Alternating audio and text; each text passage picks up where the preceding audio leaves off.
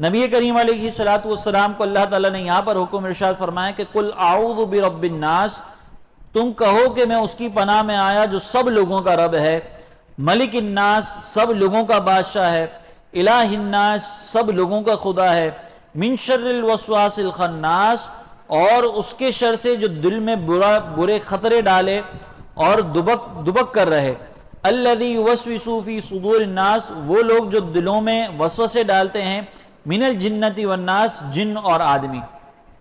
یہاں پہ اللہ تبارک و تعالیٰ نے فرمایا کہ اپنے رب کی پناہ طلب کریں۔ کس سے پناہ طلب کریں؟ ان لوگوں سے پناہ طلب کریں جو چھپ کے وسوسہ ڈالتے ہیں دل کے اندر، اور یہ کون ہیں؟ جنات اور انسان۔ تو اس کا مطلب یہ ہے کہ کچھ انسان بھی ایسے ہوتے ہیں جو شیطانوں والا کام کر کے وسوسے ڈالتے ہیں، اور جنات تو ویسے ہی شیاطین کے گروہ کے اندر ہو تو وہ بھی وسوسے ڈالتے ہیں۔ ایک وسوسہ جو سب سے خطرناک ہوتا ہے وہ عقیدے کے بارے میں ہوتا ہے۔ عقیدے کے بارے میں اگر کسی نے وسوسے کو قبول کر لیا تو وہ شخص پھر دائرہ اسلام سے خارج کے قریب بھی ہو جاتا ہے اور خارج بھی ہو جاتا ہے۔ بس اس چیز کو یہ سمجھیے گا کہ وسوسہ کیا ہوتا ہے۔ وسوسہ یہ کہ دل میں آپ کے کوئی خیال آیا، آپ نے فوراً اس کو جھڑک دیا۔ اب چاہے یہ وسوسہ کتنا ہی خطرناک ہو، اگر آپ نے اس کے اوپر یقین نہیں کیا، جیسے مثال کے طور پر بعض اوقات نماز پڑھتے ہوئے خطرناک وسوسے آ جاتے ہیں۔ اب نماز پڑھتے ہوئے وسوسے آ گئے، اللہ کی ذات کے بارے میں آ رہے ہیں، نبی کریم علیہ السلام کے بارے میں آ رہے ہیں، عقائد کے بارے میں آ رہے ہیں، کوئی غلط سوچ کے بارے میں آ رہے ہیں، کوئی گناہ کے بارے میں آ رہے ہیں، تو جب تک وہ وسوسہ ہے اور آپ اس وسوسے میں مبتلا نہیں ہوئے تب تک کوئی گناہ نہیں ہے۔ لیکن جب آپ نے اس وسوسے کے اوپر عمل کر لیا تو اب گناہ گار ہوں گے۔ جیسے مثال کے طور پر بیٹھے بیٹھے دل میں خیال آیا کہ یار کوئی الٹی سیدھی فلم دیکھنی چاہیے، پھر فوراً خیال آیا کہ نہیں اللہ تعالیٰ دیکھ رہا ہے، تو یہ آپ نے جھڑک دیا نا، بس ٹھیک ہے۔ لیکن دل میں خیال آیا اور آپ نے فوراً کام کرنا شروع کر دیا، ریموٹ ڈھونڈنا شروع کر دیا، ٹی وی کو سٹارٹ کرنا شروع کر دیا، اب آپ اس کے عملی قدم کی طرف جا چکے، اب آپ نے پورا ارادہ کر لیا ہے، اور اچانک آپ نے ٹی وی آن کرنے ہی والے تھے کہ لائٹ چلی گئی۔ گناہ کرنے کا موقع نہیں ملا لیکن آپ گناہ کا پکا ارادہ کر چکے ہیں، تو اب اس پہ بھی گناہ گار ہوگا انسان۔ تو وسوسہ جب تک وسوسہ ہے اس میں کوئی پرابلم نہیں ہے۔ نماز میں وسوسے آئیں گے ضرور، لیکن جب آ جائیں تو اس میں لگنے کا نہیں ہے۔ وسوسوں کو دور کرنے کا سب سے بہترین طریقہ یہ ہوتا ہے کہ انسان ان کو اگنور کر دے۔ پریشان اگر ہوتے رہیں گے نا کہ یار یہ وسوسے نماز میں آ رہے ہیں، جا ہی نہیں رہے، میں کیا کروں، نماز کے اندر میرے وسوسے آ گئے تو میں تو وسوسوں میں مبتلا ہو گیا، یہ کبھی نہیں جائیں گے، یہ اور پریشان کریں گے۔ لیکن جب نماز میں وسوسہ آیا، کوئی خیال دل میں آیا، آپ نے خیال کہیں اور اپنا لے کر چلے گئے کہ چھوڑو یار یہ کہاں سوچ رہا ہوں، ادھر چلے گئے۔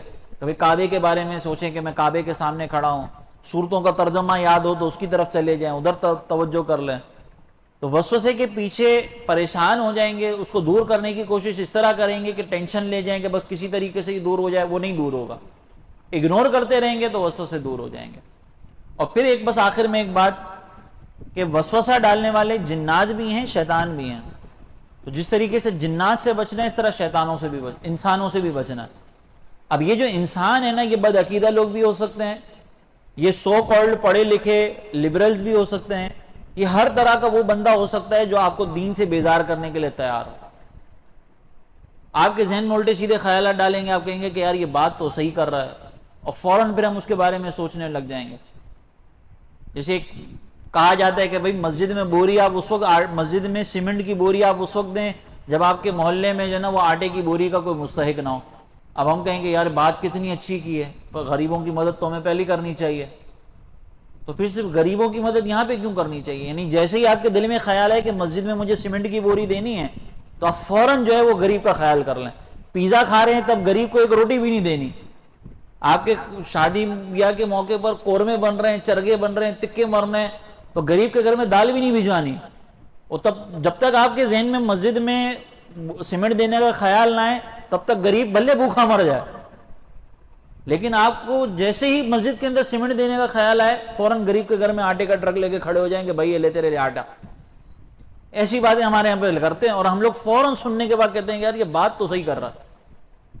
تو ایسے شیطان بہت ملیں گے آپ کو، یہ شیطان بہت ملیں گے۔ تو ان شیطانوں سے بھی ہمیں پناہ مانگنی اللہ تبارک و تعالیٰ کی کہ یا اللہ ان شیطانوں سے بھی ہماری حفاظت فرما۔ اللہ تعالیٰ آپ کو اور مجھے شیاطین کے شر سے محفوظ فرمائے، چاہے وہ شیاطین جو وہ انسانوں میں ہوں، چاہے وہ جنات میں ہوں۔ اللہ تعالی ہمیں عمل کی توفیق عطا فرمائے۔